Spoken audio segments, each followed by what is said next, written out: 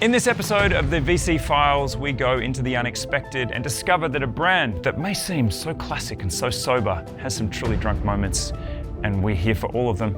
Watch the video to find out what I'm talking about and maybe charge your glass.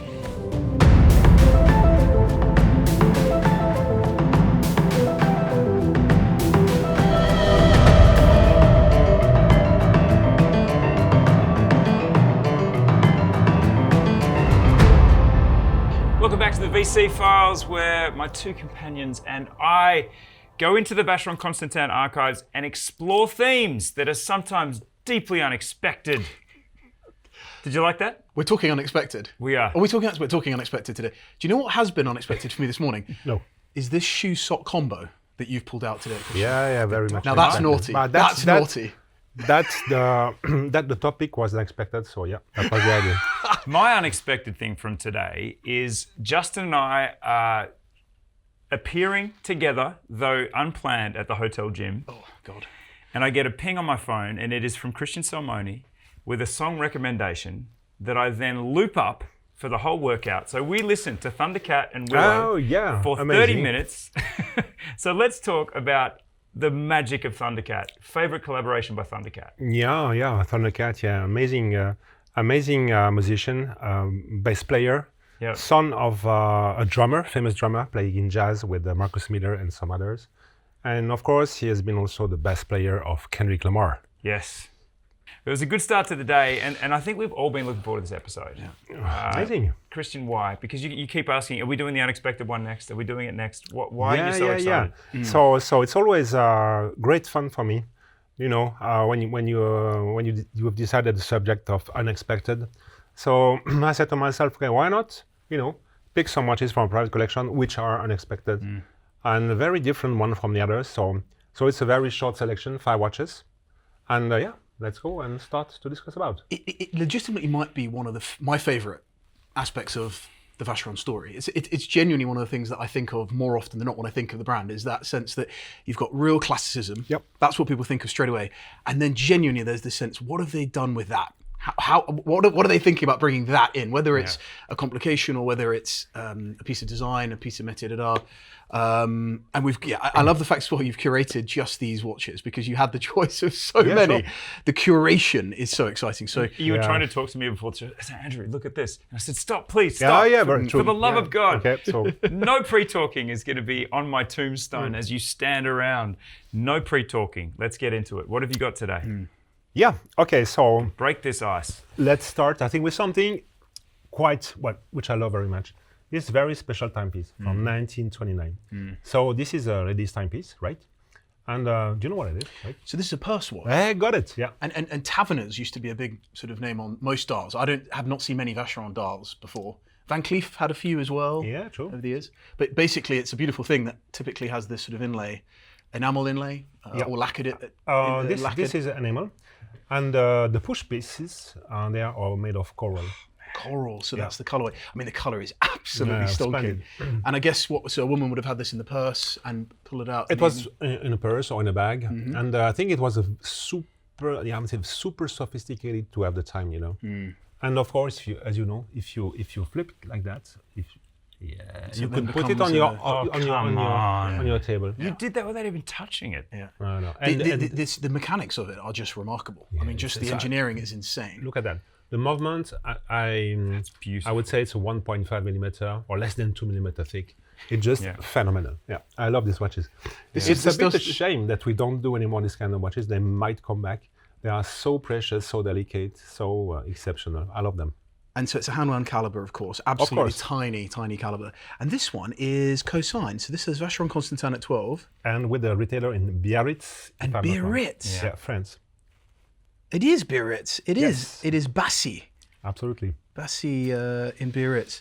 Unbelievable. It is so elegant. I almost feel like this is my Antiques Roadshow moment, my dream of being an Antiques I can Roadshow. hear the music. surprise, genuine surprise, and the sort of the gasp from the people standing around. So let me be the slightly sort of discombobulated housewife.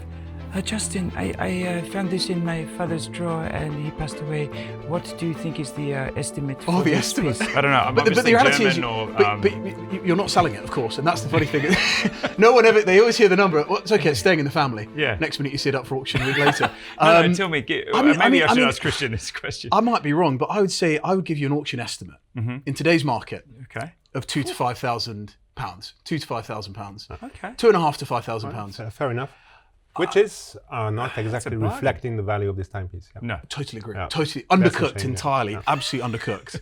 And then you flop it back in there and take it away. But can you imagine, again, I look at a watch like this and think immediately of that through the social and cultural lens. This woman, imagine, what would she be wearing? if she has Sumptuously elegant. Yeah, I Sumptuously think elegant. she would travel from Europe to the United States by boat. Steamer trunks, Louis Vuitton steamer absolutely. trunks.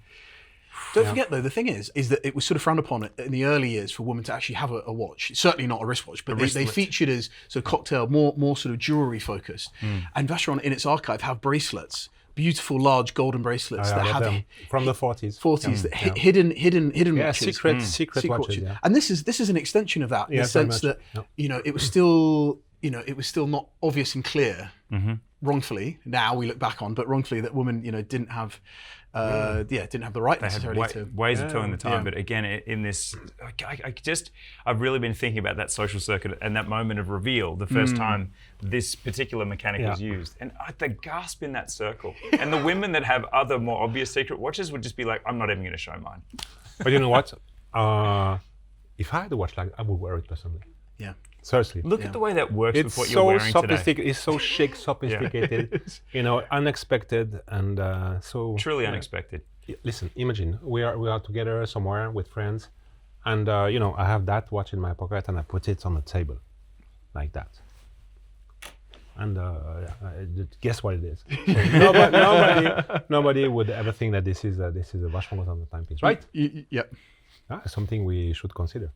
And you touched on it before. The sense of tactility the of that tactility object is amazing. just Yeah. incredible. There's a softness to it and a springiness to it that is fully preserved. 1929. So F. Scott Fitzgerald, Great Gatsby, Roaring 20s. Exactly. We're Roaring looking 20s, looking so for true. color and Art flamboyance Deco. everywhere. If the color and the design wasn't enough, the double signature is the secret sauce, the final cherry on the cake. Yeah. And the interesting thing that we should say about retailer signatures is that back then, it was actually the retailer that had that dominance. So often the brands were delighted to have the retailer name on there. Yeah. And obviously in years gone by, it's flipped over. So the retailer, the manufacturer has the dominant position. But no doubt Vacheron was delighted to have that retailer on the dial at the time. Off to a cracking start, Christian. I mean, I didn't expect thank too you, much thank less. As from the collector's mindset, where do these oddities and sort of real idiosyncratic design pieces fit in? Are they sort of things that you'll do if you can pick one up for a couple of thousand? Is that a way to scratch the itch when you can't quite get to the Cioccolatone? Or is it something that you very intentionally start to acquire? No doubt, I'm not the only one who'll be out there watching and listening to this who also have save searches on almost all the different sort of auction platforms, and you're always excited when you see something like this pop up, because as Christian touched on, the value proposition, you feel the product in your hand and the quality speaks, and it doesn't reflect the price. It does not reflect the price. And it's interesting because you handle certain watches out there and you're like, oh, why is this so much? Sometimes you handle this sort of thing and you think, how is this so reasonable? It's an interesting flip, and people are picking up on that for sure. So that's my sense on an object like that. And we're coming to some interesting pocket watches in a second, which are the same. So if you allow me, guys, so let's stay in the year 1929 with one of my favorites Vacheron Constantin ever, that pocket watch. Same year. Same year. So I think this is really I think I spoke about Vacheron Constantin, I would say style, which is for me, a kind of timeless elegance, sophistication, refinement, and sometimes with a twist. So this one ticks all the boxes. I love it. It's a complete calendar with moon phases, and we have this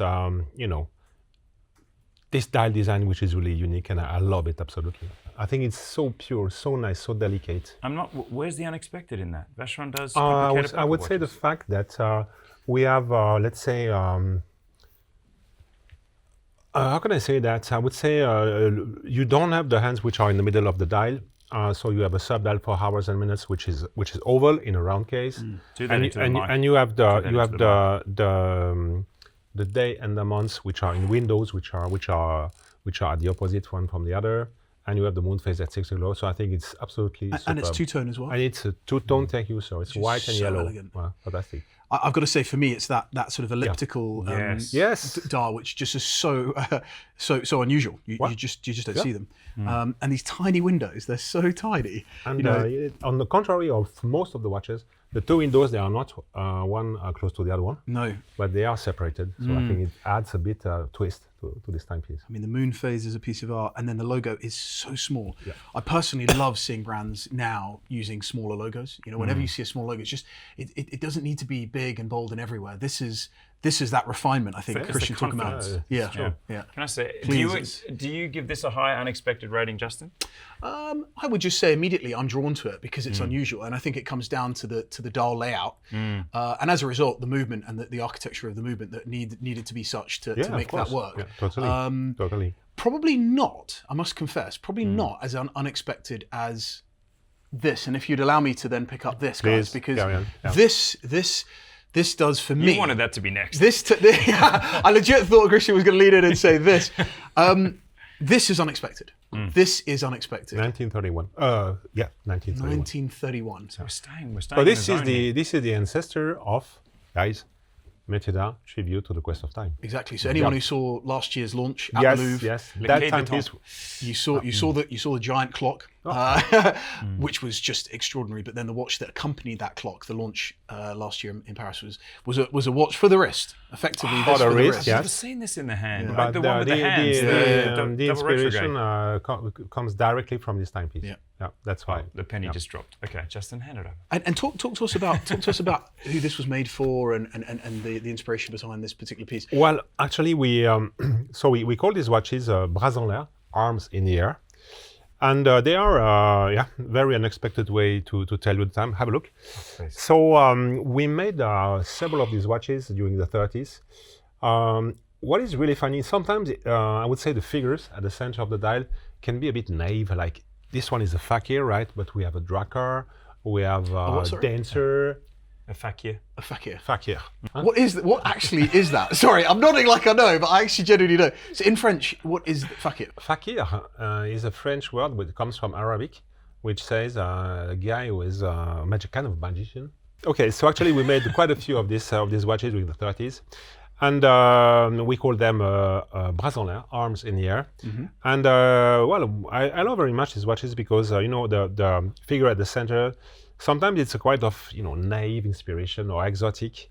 So this is a magician here, and when you activate that trigger, it raises the arms in the air, indicating you the time, and you release it like that. So it looks like a minute repeater slider. But then, you're half expecting, like I was playing around it before we started filming, you're half expecting them to stick, so the hands to stick once you press the pusher, but they don't. It's not a slider. No, it's a push, and it's a release, and then it's a retraction. It's an all or nothing system, on the contrary of Métiers tribute to the quest of time. That's insane. Yes, because of course on the hands. I mean, in watch terms, it's a double retrograde. Yeah, true. Mechanically speaking, yes, you're right. However, there's this all or nothing. There's all or nothing system. And again, I think about the social and cultural scenario when it's like when someone looks at it and says, "Oh, so it's 12:60," as in it looks like it's telling the time at just about to tick over to 1, and then you're surprised. Almost like with the Twin Beat yesterday, where you can put it on a different setting. You're almost of the belief that's in a setting which is sort of like a sleep setting, and then it comes back to life the minute you touch it. It's a good point. It's just awesome. Yeah. And just the simplicity of this design as well, it is purely here to tell you one thing, the time on demand, as it were. But there's other details here. We have this coining, so the edge of the case, there's sort of a double lip. Yeah, we call it do you think English? Gadroon, right? Yeah, the 2 bars. So like on something coming from jewelry actually, or goldsmiths. That is, that is so fun. It's very fun. It's tears as well, tears. I think in a modern context, you would say, it's a bit like Time+Tide by Hermes, which you can stop time if you're with somebody that you want to fully focus on. This again doesn't distract you when you don't want to be told the information. You simply have to ask for it. I think that's really cool. Presumably a piece unique, Christian, is that right? Huh? Piece unique? Of that particular How execution? to tell? We did a few of them. Actually, we have seen only one featuring the magician, but it's always difficult to say whether or not it's a piece unique, you know. But few examples definitely. And last thing for me concerning this unexpected ones, both are pocket watches, and guys, how beautiful pocket watches are, right? Yeah. I'm feeling it. I really hope that it will come Do back. you know what's missing? The only thing that's missing. People are definitely getting more and more into pocket watches, which is amazing because the value proposition is just insane, and the mechanical, the watchmaking and the artistry is all there. But the issue is, how do you integrate them into your life? I'm still waiting for Vacheron or someone to produce a beautiful stand of some kind for a table that comes with, and people, we're still seeing manufactured pocket watches new today. I'm still waiting for that because the minute we've got that, it will much much more easily integrate into our lives. It becomes an interiors piece. We talk about restoration in this series. Is it fair to say that a pocket watch, particularly a pocket watch as special as one of these, and it's of an age like that, is that significantly more expensive to service? Because people might be considering that back home. No, definitely not. No. Okay. And most of the time, they are in a pretty good condition. Yes. Because they obviously people are wearing less pocket watches. Yeah. But you know what? Speaking about pocket watches, so like say Justin. So well, I know actually what kind of vintage watch you adore. That's the watch you wear on your wrist, the Cioccolatone. But you know what? I really wanted to do. Yes. I spoke with some friends at the Vacheron Constantin saying, you know what, guys? I want to remove my Vacheron Constantin watch from my wrist, and basically have nothing on my wrist. I would like to have a Vacheron Constantin pocket watch, platinum, minute repeater. And when someone asks me, Christian, what the hell, you don't have any watch? Sure, I have one. I would just activate the trigger in my pocket. And I hear it going off. Yeah, that's cool. But cool. that speaks about how pocket watches can be fabulous objects. Yeah. The problem I've got is that I'm quite deep now, financially. I'm quite deep into this purchase that's taking place here today. We're going to step out of your personal financial circumstances. I don't think I'm going to be able to take any of these home can't either. take both. Let's move. What's next? Let's move. This one is really unexpected. Actually, yeah. Look at that. We are in 1949. So at the time, watches they are very much essential tools to tell you the time. So it was not that much question about having basically designing a watch that was really thought to be a piece of design, right? And so this timepiece is very surprising because it's totally something which is different from all the watches from the 40s and even from the 50s. It's a kind of design concept, right? And I wanted to bring it to you guys and have your thoughts about. I've got to just speak right off the top. Firstly, I think of Madonna and her conical Cups. because there's that effect. The Jean-Paul Gaultier ones. Yes, Okay, yeah. That's what I first think of, but that's my own. I need a I do therapist for hope that. the image flashes up at some point. But secondly, I think of how relevant this design is to me right now because we have in store in our Discovery Studios in Melbourne, London, and New York, two designs by Baltic and Mari that both have the flying saucer style case with multiple stepped case sides. Disco Volante. The Disco Volante. So what we're seeing here, though, is that Vacheron was very much instrumental in this particular mid-century style. But it is just so fun and playful. But to me, this looks like something from late 2026. As in, this is already stepping back into the limelight via watches like the Mari Disco Volante, but with these oversized lume plots or oversized indices, and then this conical center that seems to sort of come out into a point. It's just so fun, but it's so contemporary to me. This doesn't feel half a century, actually 75 years old. I agree. It's really surprising, and I would love to. Actually, in our archive, we don't have really a reason why we did that watches like that. I think it was very avant-garde. And yes, it's 1949, so we have to think about the context of the year 1949. So the Second World War was just over. It was the beginning of 3 decades of looking forward. The future will be bright, etc. We will all live in futuristic cities with glass domes.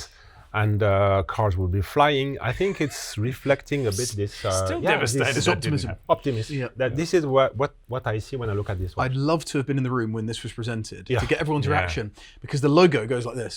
Yeah, the logo. It's like, what is it? What on earth were they thinking? It's funny because they look like ears. The hour and the minute hand that sort of disappear into the dial in some ways look like they're sort of the ears on the central time indication almost. Yeah. I love it really. It's really very surprising. And to me, the personality of a watch like this, it's that fun friend, but it's also, to me, what, Justin, you said earlier that you never stop being surprised by Vacheron. And should we say this on air, what you just told me in the hallways? Yeah. That he just said as we were walking down, you said, if I was limited to one brand for life, that I could find endlessly surprising sides to, it would be Vacheron. And I see this and I think... it's a fair point, Justin. It's so potentially, diverse. That might be the reason why I'm here since 36 years. Yeah. You're right. It never stops. But also, just to land that plane, so to speak, it is that the sobriety of Vacheron, the seriousness, the pieces in the Louvre, the ongoing classicism of the brand. This is just a little middle finger to that, to me. It's a cheeky little piece. Yeah. So this is a timepiece that is celebrating Apollo 14 in a very let's say 70s way, right? I love it that I get it first.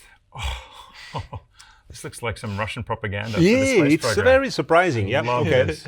Actually, this the story lies behind. If you just give it back to me, so I will make a translation. So actually, this is a timepiece that has been offered to Edgar Mitchell, and it says 1971, American presence on the moon, lunar module pilot Apollo 14, Edgar D. Mitchell, with the admiration, you say that in English? Admiration. Of the Geneva citizens. So the citizen of Geneva gave watches to the crew of Apollo 14, and that one used to be the Edgar Mitchell's timepiece. By the way, you just turned it over. It's staggeringly slim. Yeah, it's a caliber 1003, so super thin, 1.64 millimeter. And this is totally unexpected because, as you said, Andrew, there is a hint of Russian iconography. Let's say Soviet iconography.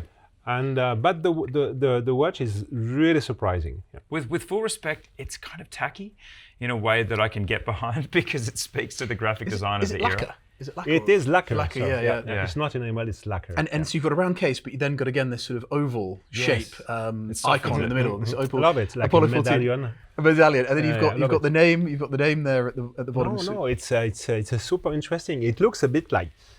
Oh Justin, my gosh! so very surprising, but I love it very much. Totally unexpected. So for people that wanted a connection to the moon landing and Vacheron, they have it. Sure, absolutely. But it's interesting how that links to a subject that we've been talking about a fair whack off air, which is Vacheron's story around adventure. It's links to adventure. Oh yeah. And it's not obvious. It's not obvious. It links in a way that didn't have them in the adventure at all. Yeah, exactly. But if you want to talk about adventure, guys, we have one collection which speaks about adventure. That this is overseas, right? Should we do it? Okay, all right, let's go. Let's go. This is our moment. Okay. So we pivot to, as with every episode, we bring it right into the modern day, and we have watches here that the world has waited for, not just collectors. When the Everest happened, which was, I have to say, in a funny way, despite all of the amazing eccentric design, it was the most unexpected turn for Vacheron that I can really ever remember. Suddenly, this classic brand, the world's oldest watchmaker, a Trinity brand with all the composure and classicism that goes along with that status, was climbing Everest with a ginger dude with freckles, very rugged, handsome fellow.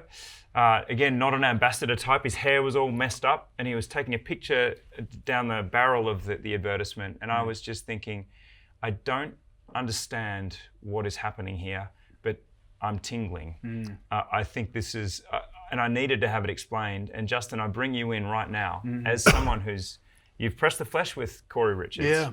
And he's gone close to the edge. This is an adventurer who's nearly died several times. Yeah. And I've seen the watch that went up Everest and how frayed and destroyed the band was. So I've touched the watch, but I haven't met the man. I think that, we're talking about how Vacheron fills the void here, maybe. At least in your mind, the void of sports watches in the arsenal.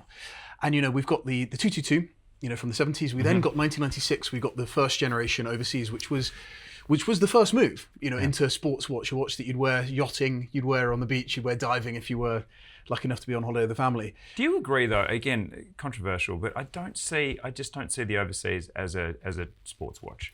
It is in the strict sense that the specs are there, they're reasonable, but it's always polished. It's always a shining example. Yeah. So personally, if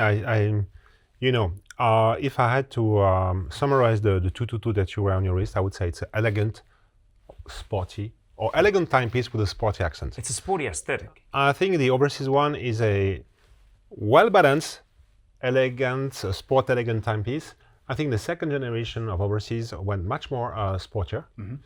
And the third generation is a bit, I would say this is the closest from the style of Vacheron Constantin. So I think for me, it's definitely something which is in between elegance and sportivity. It's a good mix of the two. But this is also, we are Vacheron Constantin, so we have our own style. I think it would be potentially for us easier to create, a kind of very bulky, sporty one. But it doesn't really, we are not. It doesn't fit in the house in a way. And having said that, it wasn't at the expense. The popularity of the overseas has built to a point where, obviously, during the pandemic, the Blue Dial overseas was trading 2-3 times. It was over retail significantly. It was very popular. So it's not. I'm the only one with the issue, but it never really, even in the Series 2, titanium starts to come into the story. It becomes more properly built for purpose. But it's just always been a watch that when I see someone wearing a modern day overseas, I just don't see them playing tennis. In some ways, I think maybe the Corey story, 2019. The Everest was announced. I think in some ways that journey that we all went on with him was that sort of opportunity for the brand to tell that story that you were missing. Yeah. When I see you wear the overseas versus that, to me they are absolutely different beasts. Different. I absolutely see them entirely differently. And what really fascinates me about this whole story is that 2019, Corey Richards, we didn't know who he was. In Europe particularly, we just didn't know who he was. No. He came across as a cool-looking dude wearing a cool watch with a cool camera outside. Cool. Yeah. Cool. He then climbed Everest. I started doing some more digging. People started talking about him. He's survived an avalanche. He's written some amazing books. He's a National Geographic photographer, among other things. He's a modern day adventurer. In fact, he encapsulates maybe what you and I would dream our lives could be like. Yeah. And the fact he's got a killer watch on his wrist just takes it to another level. But he was sort of unknown. And what really fascinated me is that the combination on his watch, the Everest, the Corey Richards Everest watch, was unexpected in its color palette. The dial, the play of materials on his watch, and just the fact that the whole watch community went bonkers. Absolutely bonkers. It's not often that we lose our minds. We lose our minds when we see a novelty that doesn't really hit the mark. That's when we really lose our minds. Or a celebrity wearing something a bit unexpected, maybe. That sort of gets the airways. But that really encapsulated something And in terms special. of like a hype seismic graph, there is a part of my... That is the highest watermark for hype. And when I think about, obviously I've spoken a lot about this being a lifetime watch and so on.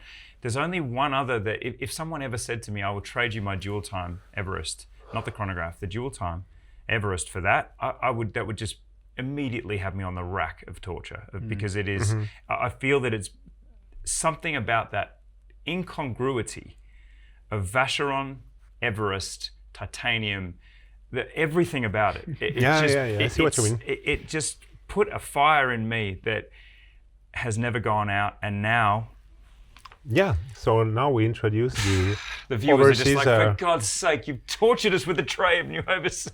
Can we please get to it? You know what we've got to say though? We've got to say Vacheron's history is not one of tool watch manufacturing. It's just not a tool watch maker in the sense that you know so many other brands out there. But what it is a brand that went and explored the world, making interesting watches for interesting people around the world, from India to the Far East. Christian, can we just quickly describe what's in my hand so that we again, the torture for the viewer right so now. so we're introducing the overseas Cardinal point. So 4 different watches, 4 different watch faces. So north, south, east, and west. And we spoke about the Corey Richards and it's his unique piece. Then a couple of years later, then we did a limited edition of the overseas Everest, and this is the new release, which is another expression of this, let's say, sporty or unexpected, as you want, version of the overseas, and I think it works super well. So full titanium, Yes. with also 2 different rubbers, so no more leather strap. And actually, I really love it. So there's a hint of the Everest inside, but with different colors. The Maltese cross bezel itself has got a different finish to the very polished true, case, which adds a bit of depth to the case itself. 4 executions. Interesting enough, no chronograph. Now, I mean, this was divisive because we had the Corey moment, and then a few years later we had the public offer, because Corey's was a piece unique, basically. There was actually 1 or 2 made, but piece unique for him to climb Everest. And then, of course, we had the launch of the chronograph version in a limited edition, and then the GMT, the dual time. But there is something really, I think the dual time display. I think it speaks super well with this expression. Yeah, I'm pleased you went down this avenue, because you could have also brought out the chrono at the same time. It probably would have been a bit much to digest, and the date window was always divisive on that at 4:30. Okay. And to spin through the colors, we have the blue. There's a sort of a brown type. Would you call it brown? Well, this is what Andrew and I have been busting up over. Off camera, we've been killing each other off camera about this, because literally he said to me, "What do you think is going to be the most popular one out of all?" So we've got green, we've got this sort of almost a mushroomy, like almost a purple, that's a good way to describe almost a mushroom sort of color, and then we've got the white, it's sort of off-white, and then we've got the blue. And traditionally, blue would obviously be the smash hit, but I really think this color, this mushroom. Yes, this one. Is so this brilliant. is the south one. Yeah, okay. Which is an evocation of volcano, something. Yeah, this kind of wild nature. And you put I love it very much. Strap yesterday, and it just it absolutely slapped. And non-limited not edition. limited. Yep. And look, I ask you this question because I feel obliged to ask the questions that will immediately be in the comments. Do I feel jilted as someone that bought the dual time Corey Richards? The fact edition. that the limited edition was in a blue tone. But there was the limited edition. It was not in this, not at all in this blue tone. It was a kind of a grey. But there were blue highlights. But it's true that we have some similarities, obviously, in the design and also in the hands, which are in orange color. But we feel it's a great combination. And yes, and you have some new colors. And the white is also interesting. It is, yeah. And we've been canvassing each other. This is instantly a great comment bait question, because it's tough to choose. I'm stuck between the green and the blue dial in terms of most attractive. It's not like the renders. If you've seen the renders, if this is happening close to launch, you will have seen the renders and you'll see a very vibrant blue. It's not that, especially with the grained dial. There's a really interesting sort of galvanic sunray treatment to a strip, almost just below the rail on the dial, that really lights up. So you're getting contrasting dial finishing. Like a train track almost. But it's quite a dull. The overall color response to light is quite dull because of this graining of the center dial. But then that makes it very subdued and again sportier. It's almost like those Calatravas that had that sort of tarmac style dial. It toughs it up. It makes it ready for life. Whoever's designed this is a masterclass in depth. Yeah. Because there are so many different textures and layers going on here that you cannot. And I would say actually it's slightly different to yours. I mean, very different actually. Your 222. I can't let go of the blue. I'm feeling that might be my vote. But The bezel, then to the dial itself, which has the different finishes, including this grained finish, to then the rehort, which has that sort of angular depth to it, and then to the hands, which have a perimeter to them. And you can see that the hands and the indexes, they have their I would say the metal, the gold bar is also blue or black, so that gives an additional, I think, readability, immediate readability. So this is definitely the watch that Vacheron closes that gap with. I feel very excited to see the response to this, because in some ways the crowd-pleasing nature of 4 editions, the promise of them being available, as for how available, there's no play at limited editions. We're not baiting, we're simply filling a gap and doing it emphatically. And just I would say for me as as the Vacheron Constantin guy myself, so I still feel very sincerely that you still have this elegance and refinement that you expect from Vacheron Constantin, even for a watch which is sportier than the regular one. Do we know the specs off by heart, Justin? So they're 41. 12 millimeters, I believe, is the thickness, and then water resistance. 300. 150. 150. Yep. So we're enough to swim. Would you feel comfortable swimming in this? Absolutely. Honestly, I'd actually be gutted if I didn't see this watch on the wrist of someone that actually had signs of the damn thing being used in worn. And you'd expect to see this at the airport for, I'd love to see, someone at the airport with a backpack on, going out, traveling, getting into the thick of it with this on the wrist, The other thing to say is in titanium, it's got a lovely feel in the hand. Sure. So in the hand, Very it's got light. this really light sense to it. I love titanium watches because I've got a titanium, I've got a Sport Auto, which I absolutely love because it is so wearable. To me, a great watch is a watch that you wear and you go to without even thinking about it. And this is that watch. This is that watch for me. Legitimately on the side table, you're like, it's part of me in titanium. I think also we are looking quite naturally to dark dials like we have here, but we should really consider the white one. It's really something which is unexpected and it works so well. It's a very Marcus threw some shade on the white. Andrew threw some shade on the white. I disagree because you know what it is? It's almost an eggshell. It's an eggshell. Oh yeah. It's eggshell. It's a kind of off-white. And there's silver. The train track is silver. It's silver. Galvanic track, So there's so much going on there. And we've got a screw-down pusher here. What's that activating here? This is to the date correction. So you don't have to use the tool to correct the date, right? So you have the date at 6 and you correct it through this. You basically you unscrew that piece here, and you can have a quick correction of the date, simply. Awesome. Yep.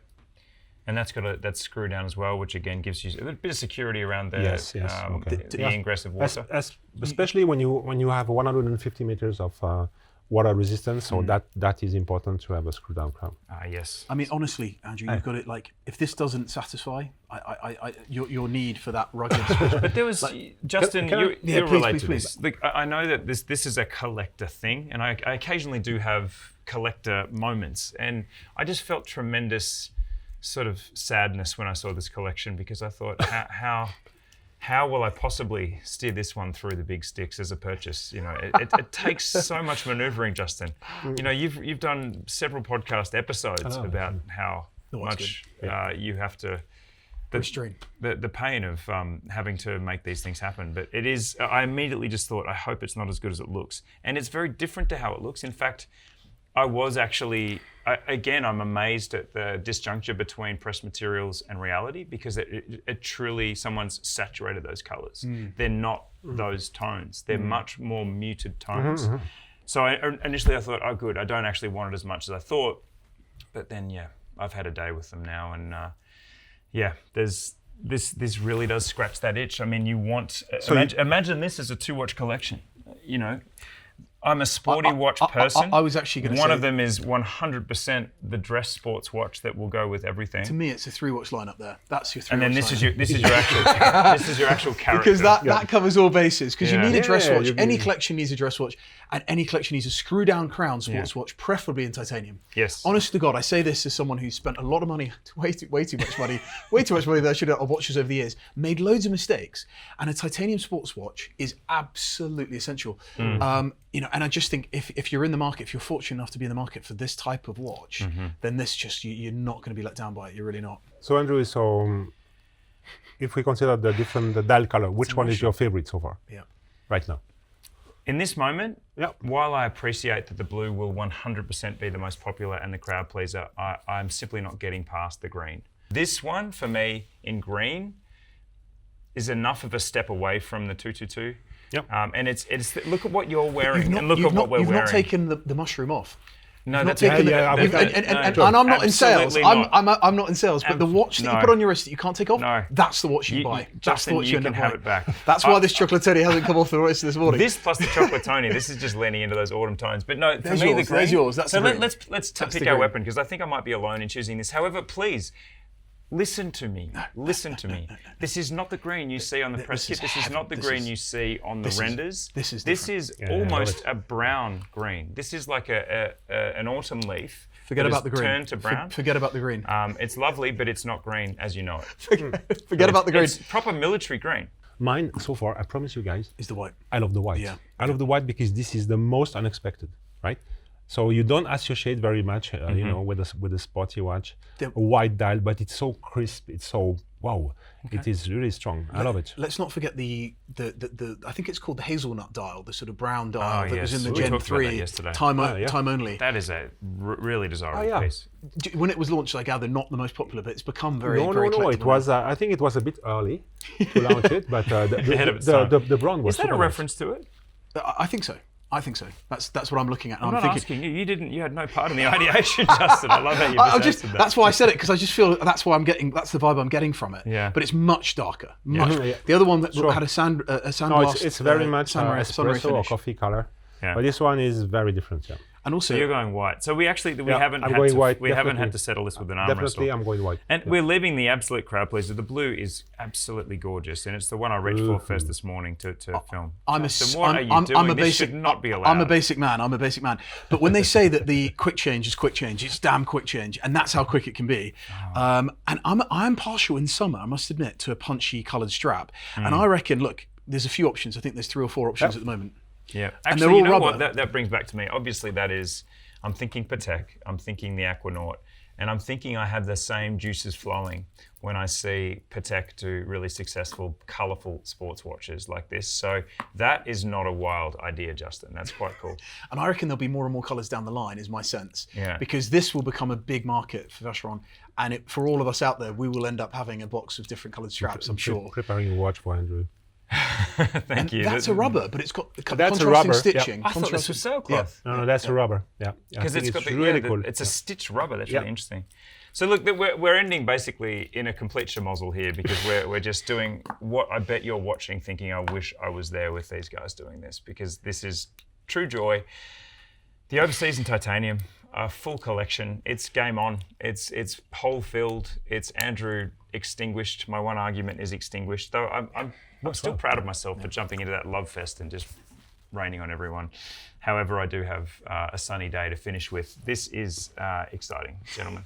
Please, can we get into the comments and defend your colour of Yep, choice? And tell very us. important. So Don't Christian, forget the I white. want to do a poll. You're with the white. four You're colours. white. You're white. I'm mushroom. I'm green. And you're green. And green. we've left the blue on the table, which we know. Surprising. We know. Blue, we know the blue is. Blue. I can see the comments now. Anyway. Yeah. we go. Well, look, this has. I mean, what a journey. Yeah, great, was- amazing. It's always Really unexpected. interesting discussion. Thanks, gents. That was great. Sorry for talking so much. I'm cutting you out because I'm pumped up. I'm too pumped up about this one. No, it's a good one. Look, like and subscribe to Time+Tide if you like these kinds of shows. This is only the second brand series that we've done after IWC, and this has gone to some very different places. So thank you, Vacheron, again for allowing us this access. And Really let's see these comments. Let's get them out. Let's go. It's game on. See you on the next episode. cool. The blue is cool too. Cool.